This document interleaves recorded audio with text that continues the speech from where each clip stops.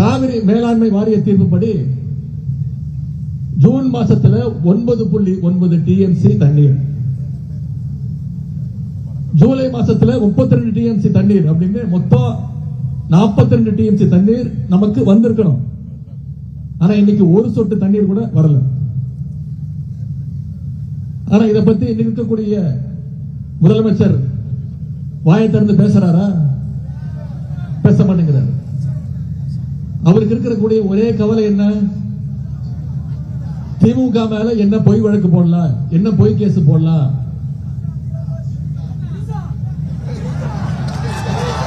எங்க தண்ணி வருதோ இல்ல அங்க தண்ணி வரணும். காவிரி சொன்ன இங்க தமிழ்நாட்டில் ஆட்சி நடத்துறதுக்கு காங்கிரஸ் தயவு வேணும். அதனால கர்நாடகா காங்கிரஸ் அரசு கேள்வி கேட்க துப்பு இல்ல, எதிர்த்து கேள்வி கேட்கவே பயப்படுறாரு. அதே மாதிரி ஒன்றிய அரசை பகைச்சுக்கிட்டா பிரச்சனை வந்துடும். ஆட்சி அமைச்சு 3 மாசம் ஆச்சு, இது வரைக்கும் அவரோட வாயிலிருந்து பாஜக ஒரு வார்த்தை வந்ததே கிடையாது. அவ்வளவு பெரிய தைரியசாலி. அது மட்டும் இல்ல, நேற்று மேகதாது பிரச்சனையில ஒன்றிய பாஜக அரசு ஒரு தலைபட்சமா செயல்படுதுன்னு தமிழ்நாட்டு விவசாயிகள் டெல்லிக்கு போராட போயிருக்காங்க.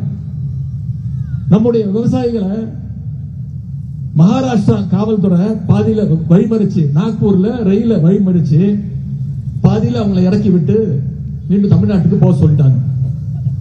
இதை கண்டிச்சு நம்முடைய தலைவர் அவர்கள் அறிக்கை விட்டாங்க. அனைத்து எதிர்கட்சிகளும் அறிக்கை விட்டோம். இதை பத்தி முதலமைச்சர் வாய் திறக்கல.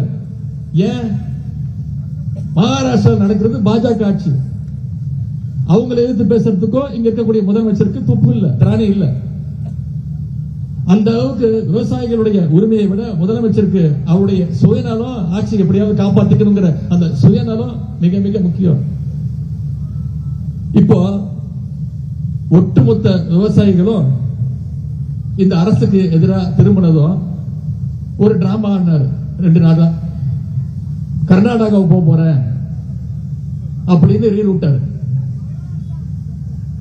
அனைவரும் சொன்னோம், நம்முடைய தலைவர் சொன்னார், தயவு செய்து கர்நாடகாவுக்கு போகாதீங்க, இது மிகப்பெரிய சட்ட போராட்டம் நடந்துட்டு இருக்கு, பல்வேறு ஆண்டுகள் நடந்துட்டு இருக்கு, அரை நூற்றாண்டு கால போராட்டம்.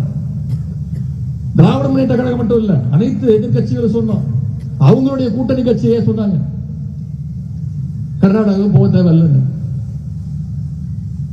அதெல்லாம் அவர் கேட்கல. ஆனா கர்நாடக முதலமைச்சர் சொல்லிட்டாரு, தயவு செய்து இந்த பக்கம் வந்துடாதீங்க, உங்களுக்கு ஒரு சொட்டு தண்ணீர் கூட கொடுக்க முடியாதுன்னு கர்நாடக முதலமைச்சர் சொன்னதுக்கு பிறகுதான் அமைதியானார். இவரு கர்நாடக முதலமைச்சரை பார்க்கறது இருக்கட்டும், முதல்ல நம்ம ஊர் விவசாயிகளை உங்களை பார்த்தாரா? உங்களுடைய கோரிக்கைகளை கேட்டாரா? முதல்ல என்ன பண்ணிருக்கணும்? நம்முடைய விவசாயிகள் வர சொல்லி அவங்களுடைய கோரிக்கைகளுக்கு செயல்படுத்திருக்கணும். அதை இந்த முதலமைச்சர் செய்யல. அரசு தான் எங்களை கூப்பிடல, கேட்கல, நாங்களே வந்து முதலமைச்சரை வந்து பார்த்து பேசுறோம்னு விவசாயிகள் கோட்டை நோக்கி போனாங்க. ஆனா அந்த விவசாயிகளையும் குண்டு கட்ட கைது பண்ணி அரசுதான் இந்த குதிரை பேர அரசு. அந்த அளவுக்கு விவசாயிகள் மேல இந்த முதலமைச்சருக்கு ஒரு வன்மம். முதலமைச்சர் தான் இப்படின்னா, நீர்வளத்துறைக்கு ஒரு அமைச்சர் இருக்கிறார். இப்படி ஒரு அமைச்சர் நீங்க பார்த்திருக்கவே முடியாது. பத்திரிகையாளர் பார்த்தாலே திருட மாதிரி ஓடுறாரு, தலை தெரிச்சு ஓடுறாரு, எந்த கேள்விக்கும் பதில் கிடையாது.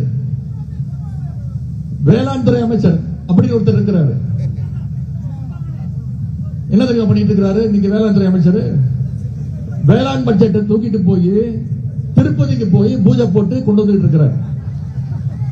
இதுதான் இன்னைக்கு இந்த அரசுடைய லட்சணம், இங்க இருக்கக்கூடிய அமைச்சர்களுடைய லட்சணம். எந்த மாதிரி அமைச்சர்கள் அமைஞ்சிருக்கிறாங்க? திருட்டு லாட்டரி விற்கிற ஒரு அமைச்சர், திருட்டு விசிடி விற்ற ஒரு அமைச்சர், பிளாக்ல டிக்கெட் விற்கிற ஒரு அமைச்சர், உருட்டுக்கட்டையிலோட சுத்திட்டு இருக்கிற ஒரு அமைச்சர், எல்லாத்துக்கும் மேல போதை பவுடர் அமைச்சர். இப்படி மொத்த கேபினெட்டுமே ஒரு ஜோக்கர் கூட்டமாக இன்னைக்கு தமிழ்நாட்டில் அமைஞ்சிருக்கு. இந்த ஆட்சியில முதலமைச்சர் ரீல்ஸ் போடுறாரு, அமைச்சர்கள் ரீல்ஸ் போடுறாங்க, சட்டமன்ற உறுப்பினர்கள் ஸ்கூலு, ஹாஸ்பிட்டல், ஏன் பாத்ரூம், டாய்லெட் கூட விட்டு இல்ல, உள்ள போய் ரீல்ஸ் போட்டுக்கிட்டு இருக்கிறாங்க. 2 நாள் நீ பார்த்திருப்பீங்க, 2 அமைச்சர்கள் அவங்களுடைய மாவட்டத்தில் இருக்கக்கூடிய பள்ளிகளுக்கு போய் அங்க இருக்கக்கூடிய குழந்தைகள் எல்லாம் வெளில வர சொல்லி அவங்களுடைய கட்சி பேரை கோஷம் போட சொல்லி அதை ரீல்ஸ் எடுத்து போட்டுக்கிட்டு இருக்காங்க. இத மாதிரி ஒரு கேடு கெட்ட ஒரு ஆட்சியே தமிழ்நாடு இதுவரைக்கும் பார்த்ததே கிடையாது. சென்ற மாதம் தொலைக்காட்சி செய்திகள் நீங்க பார்த்திருப்பீங்க, தென்காசி பக்கத்துல ஒரு நெல் கொள்முதல் நிலையத்துல நெல் மூட்டைகள்லாம் தீப்பிடிச்சு எரிஞ்சிட்டு இருக்கு. அங்க போன தாவேகாவுடைய ஆளுங்கட்சியுடைய ஒரு மாவட்ட செயலாளர் என்ன தெரியுமா பண்றாரு, 4 கேமரா எடுத்துட்டு போய் செட் பண்ணி அதை படம் பிடிச்சு பேக்ரவுண்ட் மியூசிக் போட்டு அதை எடுத்து ரீல்ஸ் போடுறாரு. இப்படி ஒரு ரீல்ஸ் போடுற ஒரு அரசை தமிழ்நாடு இல்ல இந்தியாவே இதுவரைக்கும் பார்த்தது கிடையாது. அமைச்சர்கள் மட்டும் இல்ல, அமைச்சருடைய சொந்தக்காரங்க அண்ணன் தம்பி எல்லாம் ஆய்வுக்கு போறாங்க. அரசு அதிகாரிகளுக்கு தெரியல யார் அமைச்சர், யார் சட்டமன்ற உறுப்பினர், யாருக்குமே தெரியல. முதல்வருக்கும் தெரியல. அந்த அளவுக்கு ரீல்ஸ் வெறி முத்து போயிருக்கு இந்த அரசுக்கு. இன்னைக்கு விவசாயிகள் கண்ணீர் வடிச்சிட்டு இருக்காங்க. ஆனா அமைச்சர்கள் என்ன பண்ணிட்டு இருக்காங்க, சினிமா தியேட்டர்ல போய் படம் பார்த்துக்கிட்டு கண்ணீர் வடிச்சிட்டு. அது மட்டும் இல்ல, தமிழ்நாட்டுக்கு 15 நாளைக்கு தினசரி 3500 கன அடி தண்ணீர், அதாவது சுமார் 4 TMC தண்ணியை திறந்த விடணும்னு காவிரி ஒழுங்காற்று குழு அது உத்தரவு பிறப்பிக்குது. அதன்படி பாத்தீங்கன்னா நமக்கு போற 2 மாசத்துல 42 TMC தண்ணி வந்திருக்கணும். ஆனா 4 TMC தான் கொடுக்கணும்னு உத்தரவு போட்டாங்க. அதையும் திறக்க முடியாதுன்னு கர்நாடக முதலமைச்சர் அவர்கள் உத்தரவு போட்டார். இத பத்திலாம் இந்த ஆட்சியாளர்களுக்கு எந்த கவலையும் கிடையாது. ஆட்சியாளர்களுக்கு கவலை இல்ல. ஆனா திராவிட முன்னேற்ற கழகத்தால சும்மா இருக்க முடியுமா? அதனாலதான் இன்னைக்கு விவசாயிகளுக்காக மக்கள் மன்றத்தில் இந்த போராட்டத்தை நடத்துற மாதிரி இன்னைக்கு உச்ச நீதிமன்றத்திலையும் திராவிட முன்னேற்ற கழகம் நம்முடைய தலைவர் சட்ட போராட்டத்தை ஆரம்பிச்சிருக்கிறார். காவிரி ஒழுங்காற்று குழுவுடைய உத்தரவை நிறைவேற்றணும்னு இன்னைக்கு உச்ச நீதிமன்றத்தில் நம்முடைய தலைவர் வழக்கு தொடர்ந்திருக்கிறார். ஒரு அமைச்சர் நேற்று சொல்றாரு, திராவிட முன்னேற்ற கழகம் இப்ப வழக்கு தொடர்ந்திருக்கு, கடந்த 5 வருஷமா ஏன் வழக்கு தொடரலன்னு. இப்படி ஒரு அறிவாளி அமைச்சர் எங்கேயா பார்த்திருக்கீங்களா? எதற்கு வழக்கு தொடரணும்? 5 வருஷமா தண்ணி ஒழுங்கா வந்துகிட்டு இருந்தது, வழக்கு தொடரல. இப்ப தண்ணி வரல, வழக்கு தொடர்றதுக்கான பக்குவம் உங்களுக்கு இல்ல. அதான் நாங்க திராவிட முன்னேற்ற கழகம் செஞ்சுட்டு இருக்கிறோம். எதிர்கட்சியா இருக்கக்கூடிய நாங்க, நம்முடைய தலைவர் விவசாயிகளுக்காக இவ்வளவு செஞ்சுட்டு இருக்கிறோம். ஒரு பிரச்சனை வந்தா அதற்கு தீர்வு காண்றதுதான் ஒரு நல்ல அரசனுடைய அழகு. அதை இந்த அரசு செஞ்சிட்டு இருக்கா. அதற்கு எதிர்மாறா என்ன செஞ்சிட்டு இருக்காங்க தெரியுமா? ஏதாவது ஒரு பிரச்சனை வந்தா அதுல இருந்து மக்களை எப்படி டைவர்ட் செய்யறது அப்படின்னு தான் தினமும் யோசிச்சுட்டு இருக்கிறாங்க. தினமும் 4 மணிக்கு ஏதாவது ஒரு ரீல்ஸ், தினமும் திசை திருப்புற வேலையை முதலமைச்சர் செஞ்சிட்டு இருக்கிறாரு. 2 நாட்களுக்கு முன்பு இந்த காவிரி பிரச்சனை எல்லாரும் பேசிட்டு இருக்கு, ஒட்டுமொத்த தமிழ்நாடு கொந்தளிச்சிட்டு இருக்கு. முதலமைச்சர் என்ன பண்றாரு? நம்ம தலைவர் ஆட்சியில நாம கட்டின 101 அடி மெட்ரோ ரயில் பாலத்தை இவர் போய் ஆய்வு பண்றாரு. அப்புறம் நம்ம தலைவர் கொண்டு வந்த சென்னை மெட்ரோ ட்ரெயின்ல போய் இவர் டிராவல் பண்ணி ரீல்ஸ் போடுறாரு. இன்னைக்கு இதே மாதிரி நம்ம ஆர்ப்பாட்டம் இன்னைக்கு இருக்குன்னு தெரிஞ்சோன்ன இதை டைவர்ட் பண்றதுக்கு, இந்த ஆர்ப்பாட்டத்தை டைவர்ட் பண்ணணுங்கிறதுக்காக காஞ்சிபுரத்துல சிப்காட்டுக்கு ஆய்வுக்கு போறாரு. அதுவும் பாத்தீங்கன்னா நம்ம தலைவர் ஆட்சியில நம்ம கொண்டு வந்த செயின்ட் கோபைன் கம்பெனியில தொழிற்சாலையில போய் ஆய்வு பண்றாரு. ஆய்வு பண்றவரு சொந்தமா ஒரு திட்டத்தை கொண்டு வந்து அதை செயல்படுத்தி அதை ஆய்வு பண்ணாருன்னா அது நல்லது, அழகா இருக்கும், பார்க்கறதுக்கு நல்லா இருக்கும். ஆனா தொடர்ந்து நாம முதலமைச்சரா, நம்முடைய தலைவர் முதலமைச்சரா இருந்தப்போ என்னென்னலாம் தொடங்கி வச்சாங்களோ அந்த திட்டங்களை எல்லாம் தொடர்ந்து ஆய்வு பண்ணிட்டு இருக்கிறாரு. நான் கூட ஒரு மீன் பார்த்தேன். இவர் மெட்ரோ ட்ரெயின்ல போய் ஆய்வு பண்ணி இருக்கிறாரு. அப்புறம் 101 அடி மேல அந்த மெட்ரோ ட்ரெயின்ல போய் ஆய்வு பண்ணும்போது பாக்குறாரு சென்னை முழுக்க அத்தனை திட்டங்கள் தெரியுது. அவர் மைண்ட் வாய்ஸ், ஏன்பா எனக்கு ஓட்டு போட்டீங்க, இவ்வளவு பண்ணி வச்சிருக்கிறாங்க தமிழ்நாட்டுக்கு அப்படின்னு ஒரு மீன் பார்த்தேன். இன்னும் முதலமைச்சருக்கு புரியுற மாதிரி சொல்லணும்னா, ஊரா வீட்டு நெய்ல அவர் வீட்டுக்கு இன்னைக்கு ஸ்வீட் செஞ்சிட்டு இருக்கிறார். அவர் பாஷையில சொன்னதா அவருக்கு புரியும்.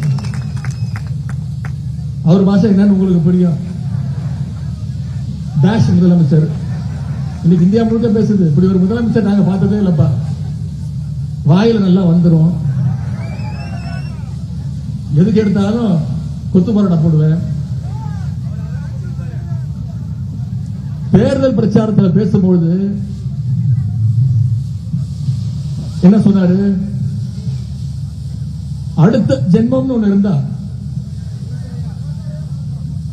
விவசாயியா பிறக்கணும் அப்படின்னு சொன்னாரா இல்லையா? சரி, நான் கேட்கிறேன், இதுக்கு எதுக்கு அடுத்த ஜென்மம் வரைக்கும் வெயிட் பண்ணணும்? வாங்க, இந்த ஜென்மத்திலே விவசாயம் பண்ணலாமே. யாரு எப்ப வேணாலும் நினைச்சாலும் விவசாயம் பண்ணலாம். நான் சொல்றேன், மே 10ஆம் தேதியில இருந்து இந்த தரங்கெட்ட ஆட்சி அமைஞ்சதுல இருந்து அதிக ஏமாற்றங்களை சந்திச்சுட்டு இருக்கிறது நம்முடைய விவசாய படுகொலை மக்கள் தான். தேர்தல் வாக்குறுதிகள் இன்னும் வேற என்ன சொன்னாரு? என்னென்ன வாக்குறுதிகள் கொடுத்தாரு? 5 ஏக்கருக்கும் குறைவா நில வச்சிருக்க எல்லா விவசாயிகளுக்கும் முழுமையா பயிர்க்கடன் தள்ளுபடின்னு சொன்னாரா இல்லையா? ஆனா ஆட்சிக்கு வந்தோன்னு என்ன சொன்னாரு? 50,000 ரூபாய்க்குள்ள கடன் வாங்கி இருந்தா மட்டும்தான் பயிர்க்கடன் தள்ளுபடின்னு சொன்னார். உடனே நம்முடைய தலைவர் அவர்கள் எதிர்ப்பு தெரிவிச்சார். அனைத்து விவசாய சங்கங்களும் எதிர்ப்பு தெரிவிச்சது. உடனே மாத்தினாங்க. 50,000 75,000 ரூபாய் அப்படின்னு மாத்தினாங்க. ஆனா இப்போ என்ன நடந்துட்டு இருக்கு தெரியுமா? வெறும் 35,000 ரூபாய் மேல யாருக்கும் கடன் தள்ளுபடி இல்லை அப்படின்னு அறிவிச்சிருக்கிறாங்க. வாக்குறுதியில சொன்னது ஒண்ணு, அறிவிப்புல சொன்னது வேற ஒண்ணு, ஆனா செயல்படுத்துறது இன்னொன்னு. இப்படி வாக்குறுதிகள் எதையுமே நிறைவேற்ற முடியாம வாயில வட சொல்ற ஆட்சி தான் இன்று அமைந்திருக்கக்கூடிய இந்த தாவேகாவுடைய அரசு.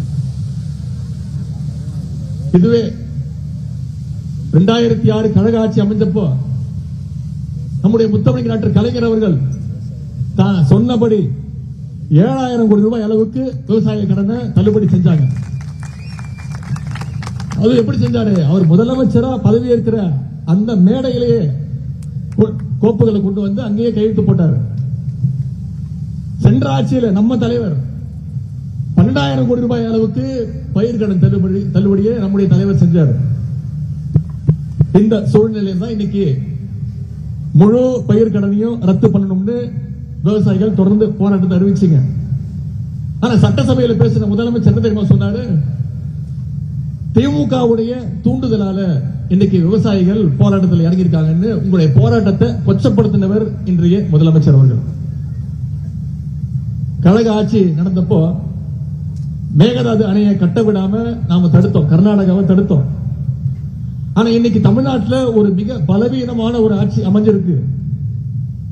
இந்த வாய்ப்பை எப்படியாவது பயன்படுத்தி மேகதாதுல அணை கட்டலான்னு இன்னைக்கு கர்நாடக அரசு முழு முயற்சியில் இறங்கி இருக்கிறாங்க. இந்த அரசு மேகதாது அணை கூடாதுன்னு சட்டப்பேரவையில் ஒரு தீர்மானம் அறிவிச்சாங்க. அப்ப அதை ஆதரிச்சு நான் பேசினேன். மேகதாது பிரச்சனை மிக மிக முக்கியமான ஒரு பிரச்சனை. இது கட்சிகள் கடந்து அனைவரும் ஒற்றுமையோடு இருக்க வேண்டிய பிரச்சனை.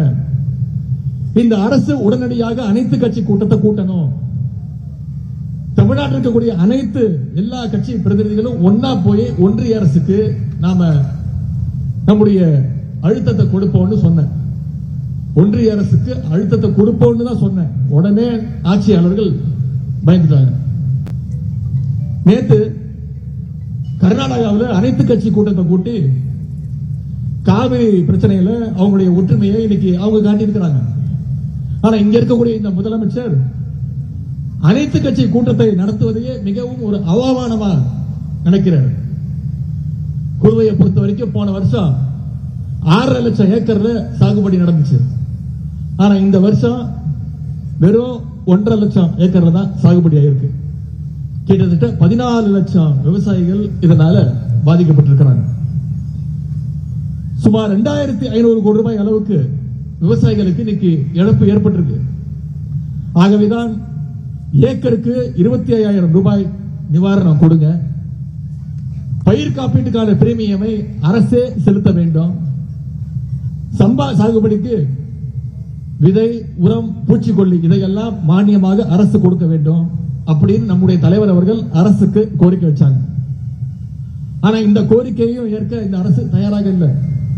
அதனாலதான் இன்னைக்கு வீதிக்கு வந்து நாம போராடிட்டு இருக்கோம். நான் இவங்கிட்ட கேட்டுக்கொள்வதெல்லாம் தேர்தல் அறிக்கையில சொன்னபடி முழு பயிர்க்கடனையும் தள்ளுபடி செய்யணும். விவசாயிகளுக்கு உரிய நிவாரண தொகையை செலுத்த வேண்டும். அதற்கு மிக மிக முக்கியமாக இந்த டெல்டா மாவட்டங்களை வறட்சி பாதித்த மாவட்டமாக அறிவித்தாக வேண்டும். நம்முடைய கோரிக்கையை மீண்டும் இந்த அரசுக்கு நினைவுபடுத்த வருகின்றோம். விவசாயிகள் தொடர்பான இந்த பிரச்சனைகள் எல்லாம் வர்ற சட்டமன்ற கூட்டத்தொடரில் 2 நாள் ஆரம்பிக்குது, 5ஆம் தேதி ஆரம்பிக்குது. சும்மா விட மாட்டோம். வர்ற சட்டமன்ற கூட்டத்தொடரில் திராவிட முன்னேற்ற கழகம் நிச்சயம் இந்த பிரச்சனையை எழுப்போம். சட்டமன்றம், நீதிமன்றம், மக்கள் மன்றம்னு அனைத்து இடங்கள்லையும் விவசாயிகள் உங்களுக்கான ஆதரவாக, உங்களுடைய குரலாக திராவிட முன்னேற்ற கழகம் என்றைக்கும் ஒலிக்கும். டெல்டா விவசாயிகளுக்கும் திராவிட முன்னேற்ற கழகம் என்னைக்கும் பக்கபலமாக இருக்கும்.